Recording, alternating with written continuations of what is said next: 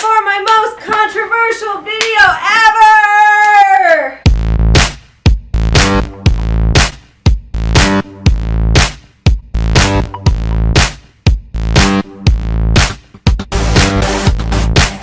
Today I'm going to answer the big question on every writer's mind.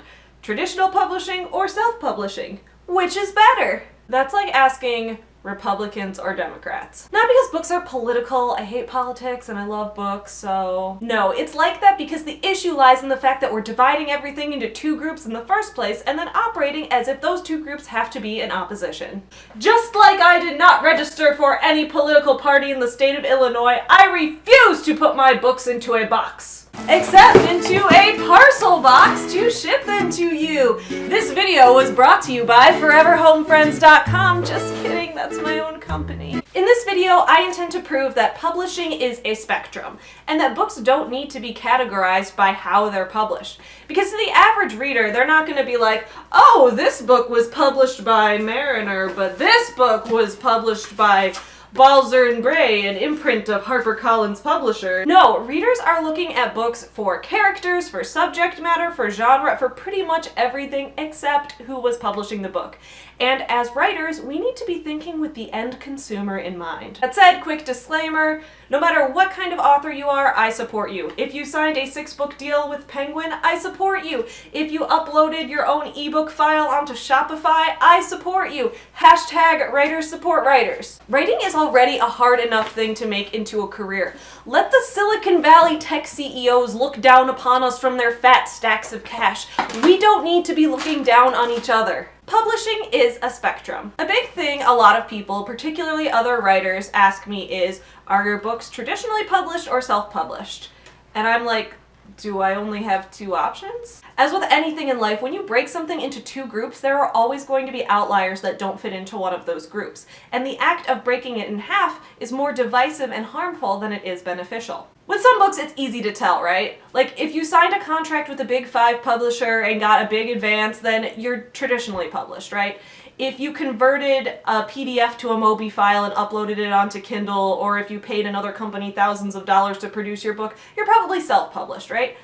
But what about people in the middle? What if you worked with a small press? Where do small presses come into play? Is that indie publishing? Is that some third option that exists outside of these other two? Or is it an option that kind of has one foot in each door? Or is it a subset of one of those two other options? Are all books that are created using CreateSpace, Ingram Spark, or Kindle Direct automatically self-published? What if you're a new small business but can't yet afford your own printing equipment, so you utilize the services provided by CreateSpace, but you also purchase all your own ISBNs and curate selections from authors who submit to you to produce them under your own label? What's that? Is that traditionally published or self-published? I would argue it's neither, because publishing, like most things in life, is a spectrum. There is gray in between the black and the white. So what is even the point of asking an author, are you traditionally published or self-published? If you're asking because you're also a writer and you want to get advice for your own career, why not ask, how was this book published? Or tell me about your author journey. By breaking the publishing industry into only two halves, we're going to end up alienating some people and we're going to fall down a couple slippery slopes. First, slippery slope. This leads to the policing of ideas. Many people still view traditionally published books as superior to self-published books. I don't think they're inferior either. I like to judge each book individually based on its own merit, its own writing style, all of that. But it feels like the general consensus in the author community is that traditionally published books are just better than self-published books, that they're better quality. And if that's the overall consensus, then what does that say about the concept of writing and the concept of storytelling? Maybe I'm being melodramatic here, but to me that says, a large and existing corporation validated your ideas, and therefore your ideas are more significant. I can't support that. I do support traditional publishing. In fact, a lot of my favorite books have been traditionally published. But I cannot support the concept that because an idea or a story or a piece of intellectual property has been externally validated by support from an established corporation, that makes it inherently better. Next slippery slope. This suppresses small businesses. Forever Home Friends is a small business. I make books! I make stuffed animals! I make t-shirts! I have a tax number registered with the IRS. I have a business license to operate in the state of Illinois. I consider these books to be part of a startup. When I'm signing my books at book signings or craft fairs or literary festivals, I'll often have customers who are other writers, and they'll often ask me, oh, how did you make these books? Are they traditionally published or self-published? What do I tell them? I usually say, neither, it's my own company. But it's the fact that people would so naturally ask that shows that everybody kind of has this mindset that it's broken up into two categories, neither of which category allows for small businesses. And I've noticed it's pretty much only the arts that does this too. You can start your own restaurant and nobody's gonna be like, that's a self-published restaurant, you're not Olive Garden. You can start your own pet store and nobody's gonna be like, that's a self-published pet store, you're not Petco. I will not mention PetSmart here because they discriminate against pit bulls. Hashtag don't bully my breed. But it's things like books and movies and music that seem to come with this inherent assumption that small businesses can't exist. If I start my own business and books are one of the products that I produce, is that traditional publishing or self-publishing? No.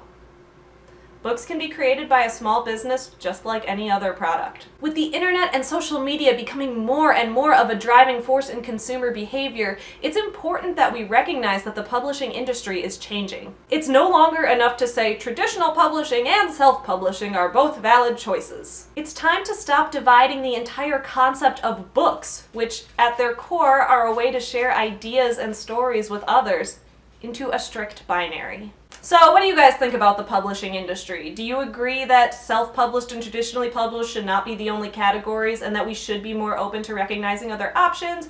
Or do you think that these two categories are sufficient? Please let me know in the comments down below.